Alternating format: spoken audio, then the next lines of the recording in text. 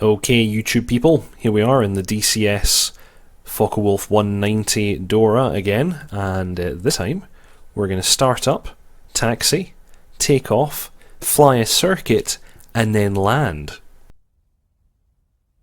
Now, I've not had 100% success in doing this up to this point, so this could end up being somewhat interesting. Anyway, let's dive in and see what we can do. So, first we want to establish power to the aircraft. We do that by flipping open this panel and turning on the circuit breakers.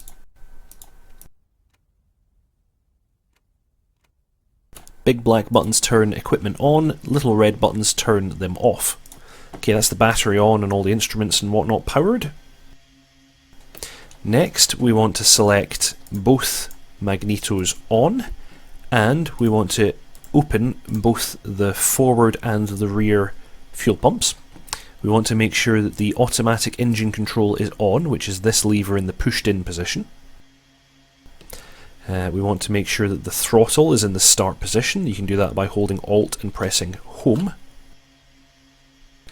And you'll see the throttle moves to the start position. Now we want to turn on the fuel pumps, which are forward, aft, auxiliary, and then this is actually for the supercharger. And if we turn on the front one, that gives us navigation lights. Okay, so now we should be seeing fuel pressure here on the left hand side of this gauge. And we should also notice that our fuel tank contents indicator is showing some contents. Now that's the front selected. If I flick that to the back, we should see that the rear tank also has fuel in it. I'll just leave it in the front one for now. And now we're going to close the canopy using this crank, because we always close the canopy for engine start. There we go. Okay, that's us. We're now closed up and ready to start the engine. Now, the electric starter in this engine is not powerful to turn over such a big engine. So what it does is it actually spins up a flywheel, and then we clutch that flywheel to the engine started. So we do that by flipping up this panel, and we hold down the starter button for 15 to 20 seconds. Now this causes the starter to spin up the flywheel, as I described.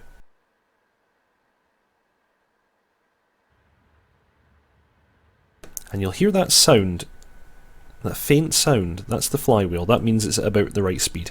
So now we can release the left mouse button and use the right mouse button to pull, and we should, hopefully, and then we release.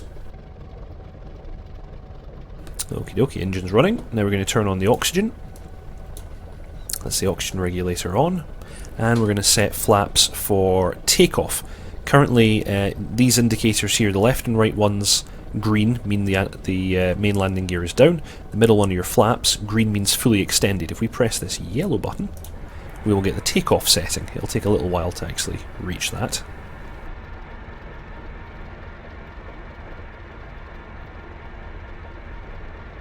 Oh, and we should uncage our artificial horizon by rotating the outside of it there. Oh. That's it. Artificial horizon is uncaged, flaps are showing takeoff position. Okay, now, this is not like a modern aircraft to taxi. It does not have nose wheel steering. In fact, it does not have a nose wheel. It's a tail dragger. And the tail wheel is not articulated in any way. It's what they call free castering. So, the only way you can steer this bad boy on the ground is using the toe brakes, just by independently engaging the toe brakes. Now the other control that you have is if you pull your stick back all the way, that locks the tail wheel and gives you a bit more kind of stability while manoeuvring on the ground. So, actually we leave it forward if we're doing kind of tighter turns, and then when you want to try and straighten up, you pull it back. So let's get started. I'm going to throttle up to about 1000 RPM on the tachometer. That should get us rolling. Oh, maybe a bit more power needed. There we go. Okay. A few taps of the toe brakes just to give us some directional control. And notice that it continues to turn after I tap. I have to tap the opposite one to try and arrest the turn. And then I pull the stick back.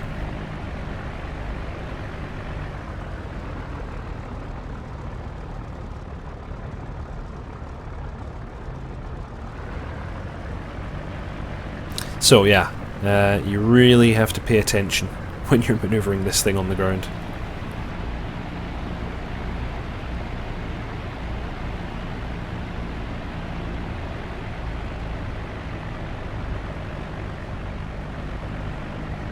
Okay, just approaching the runway now. Just going to turn down the runway centre line, if I can control this bad boy.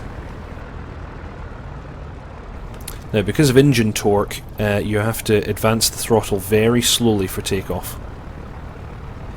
And I'm pulling the stick back to lock the tail wheel. I'm going to keep it locked initially, but once I have rudder authority, I'm going to unlock it.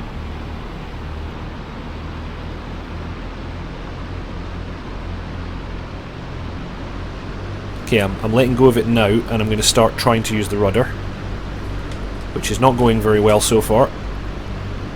Holy shit. Okay, that's an aborted takeoff.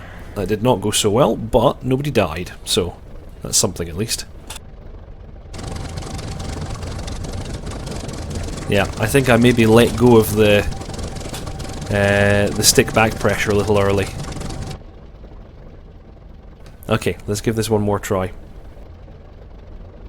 I'm going to get it back to the takeoff position, and then we can we can see from there. Okay, here we are. Let's try this again. Okay, I'm releasing my toe brakes. I'm pulling my stick back to lock the tail wheel. Actually, maybe I should let it roll forwards for a little bit first, and then pull it back. Right, okay, that should have it in the rear position. And I'm going to bring up the throttle.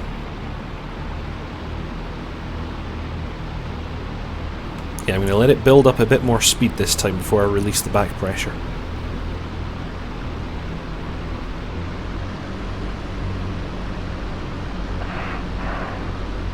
Okay, I've released the back pressure. Oh, I'm really scared.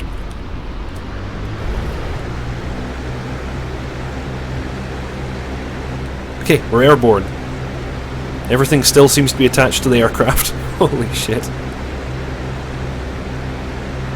Okay, gear up.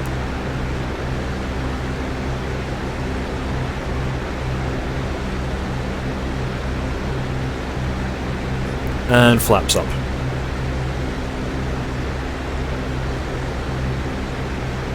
Oh dear, oh dear. Okay, we made it. I'm going to turn around now and do a bit of a circuit. Or something which approximates a circuit at least.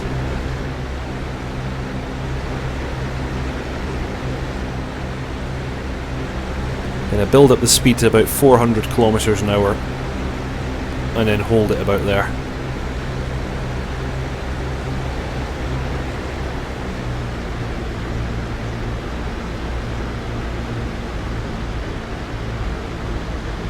There we go.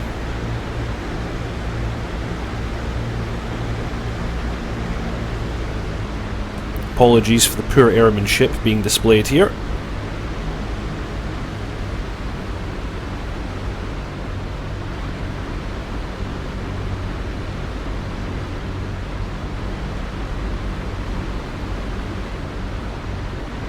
Okay, now I'm going to fly out alongside this other airbase here, whose name escapes me at this very moment, just to get a bit of distance, and I'm going to turn around and come in for an immediate landing.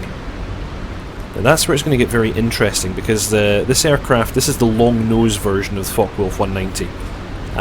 The earlier versions had a radial engine, which actually gave you better over-the-nose visibility. In this aircraft, I'm going to have to kind of snake in a little bit. I can't come straight in down the runway because then I won't be able to see the runway. So you want to actually come in at a bit of an angle. Anyway, starting my turn now, I'm going to throttle back a bit. I'm going to aim for about 300 kilometers an hour.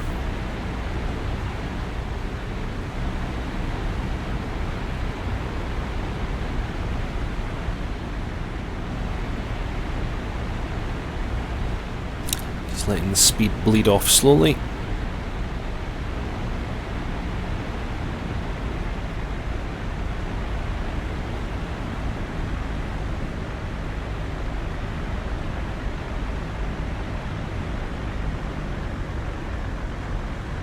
Okay, now here I'm going to keep the runway in my side window.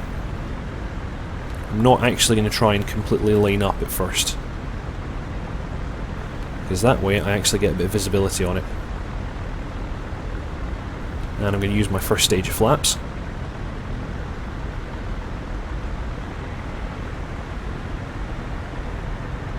And I'm going to drop the gear. At this stage I'm actually idle on the engine.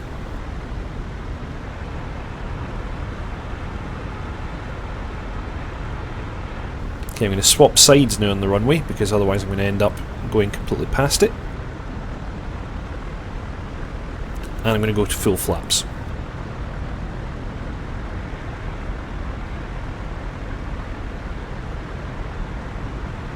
And I should get 3 green lights when that time comes. I'm going to swap over sides again.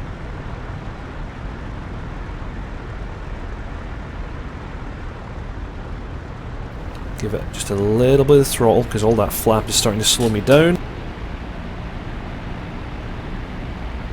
And I'm going to just line her up now and aim for the touchdown point. This is only about my second or third time doing this, so please excuse if I crash.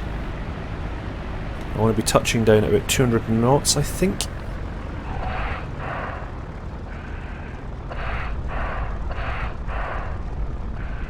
Okay, stick all the way back. And I'm using a combination of rudder and toe brakes to keep me going down the runway.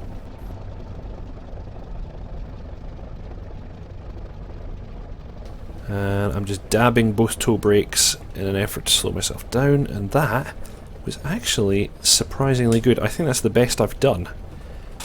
And we're stopped. Whew. Deep breath. And nothing broke. Okay, I think that'll do it for now. I'm sweating. See you all later.